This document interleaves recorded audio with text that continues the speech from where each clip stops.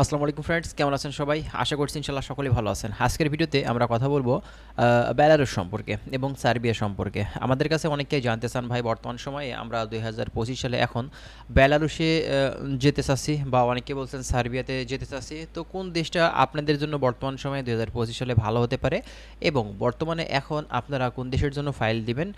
Serbia, Belarus এই দুইটা দেশের এখন বর্তমান সময়ে ভিসা হচ্ছে কিনা, আজকে আমরা দুইটি দেশ সম্পর্কে বিস্তারিত আলোচনা করব। অবশ্যই আপনারা ভিডিওটি স্কিপ না করে শেষ পর্যন্ত দেখবেন, তাহলে অনেক কিছু গুরুত্বপূর্ণ ইনফরমেশন আজকের এই ভিডিও থেকে আপনারা পেয়ে যাবেন। যারা নতুন এসেছেন চ্যানেলটা সাবস্ক্রাইব করে রাখবেন, আর যারা অলরেডি করে রেখেছেন সাবস্ক্রাইব তাদেরকে অসংখ্য অসংখ্য ধন্যবাদ। চলুন তাহলে শুরু করা যাক। আচ্ছা, ফার্স্ট অফ অল আপনাদেরকে বলি বেলারুশ এবং সার্বিয়া। প্রথমত বলতে হবে, যেহেতু এই দুইটা দেশ নিয়ে কথা বলছি, তাহলে বলতে হবে যে এই দুইটা দেশের ভিসা এখন ওপেন আছে কিনা। দেখেন, আপনারা 100% না 1000% কনফার্ম থাকতে পারেন বর্তমানে এখন সার্বিয়া এবং বেলারুশ এই দুইটা দেশের কিন্তু ভিসা এখন মানে হচ্ছে, এবং এই দুইটা দেশের ভিসা কিন্তু স্টিকার হচ্ছে ইন্ডিয়া থেকে।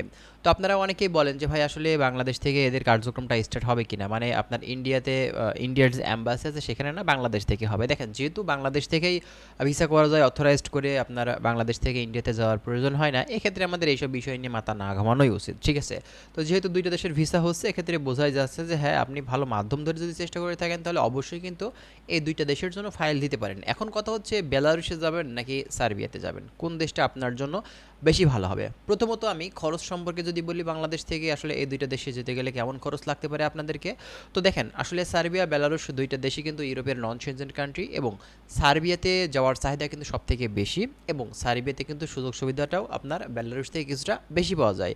তবে খরচের ক্ষেত্রে দেখা যায় যে প্রায় একই রকম খরচ, আপনার 9 থেকে 10 লক্ষ টাকা প্লাস বিভিন্ন এজেন্সি এখন কিন্তু নিছে। ভাই দেখেন, 2023 সালে, তারপরে 24 সালে 10-এর অনেক নিচে কিন্তু ছিল এই বেলারুশ। কিন্তু বর্তমান সময়ে 2025 সালের শেষের দিকে এখন কিন্তু এই 10-এর নিচে করাটা কিন্তু খুবই টাফ ব্যাপার হয়ে দাঁড়িয়েছে। বিভিন্ন এজেন্সি এখন কাজ করছে, আমরা দেখতে পাচ্ছি। সেটা বেলারুশ, সার্বিয়া, আপনি যে দেশের কথাই বলুন না কেন, 10-এর উপরেই কিন্তু প্রায় এজেন্সি এখন নেওয়ার জন্য ট্রাই করছে বিভিন্ন ক্লায়েন্টের থেকে, ঠিক আছে? তো আপনারা যদি যেতে চান এই সময়ে, এখন কিন্তু 10 মানে মাইনাস প্লাস এমন কিন্তু লাগবে আর কি। আর যদি নিজের মাধ্যম হয়, অথেন্টিক কোনো ওয়ে হয়, বা দেখা যাচ্ছে যে নিজের কোনো মানুষ আছে আপনার সার্বিয়াতে, সে আপনাকে একটা সিস্টেম করে দিচ্ছে, ভিসাটা কোম্পানি থেকে পারমিট বের করে দিচ্ছে, ঠিক আছে? সেক্ষেত্রে কিন্তু বিষয়টা ভিন্ন। এছাড়া আপনি যদি বলেন এই দুইটা দেশের ভিতরে আসলে স্যালারি বা ইনকাম কোন দেশ থেকে বেশি করা যায়, যদি স্যালারি কথা বলতে হয়, এক্ষেত্রে বলতে হবে আপনার সার্বিয়াতে কিন্তু ইনকামটা বেশি হয়ে থাকে। প্রতি মাসে আপনি 500 থেকে 600 ইউরো একজন সাধারণ কর্মী হিসেবে প্রতি মাসে আপনি ইনকাম করতে পারবেন। তো এক্ষেত্রে বিষয়টা কিন্তু দেখা যায় আপনার মানে বেলারুশের ক্ষেত্রে কিন্তু ভিন্ন। বেলারুশে কিন্তু এতটা ইনকাম আপনি সেখান থেকে প্রতি মাসে করতে পারবেন না। একজন সাধারণ কর্মী হিসেবে আপনি প্রতি মাসে দেখা যাচ্ছে যে 450, 400, হ্যাঁ, তারপরে 500 এমন কিন্তু প্রতি মাসে আপনি ইনকাম করতে পারবেন, যেটা আপনার হচ্ছে সার্বিয়ার তুলনায় অনেক কম, ঠিক আছে? আর বুঝতেই পারছেন বর্তমান সময় কিন্তু এখন সার্বিয়ার ভিসা রেশিও ভালো আছে, বেলারুশের ভিসা রেশিও ভালো আছে। আপনি দুইটা দেশের জন্য কিন্তু এখন বর্তমান সময়ে ফাইল দিতে পারেন, কোনো সমস্যা নেই। তো যাদের চিন্তাভাবনা আছে বা ইউরোপে ঢুকবো, আপনারা অবশ্যই চেষ্টা করতে পারেন সার্বিয়া বা বেলারুশ দুইটা দেশের যে কোনো দেশে।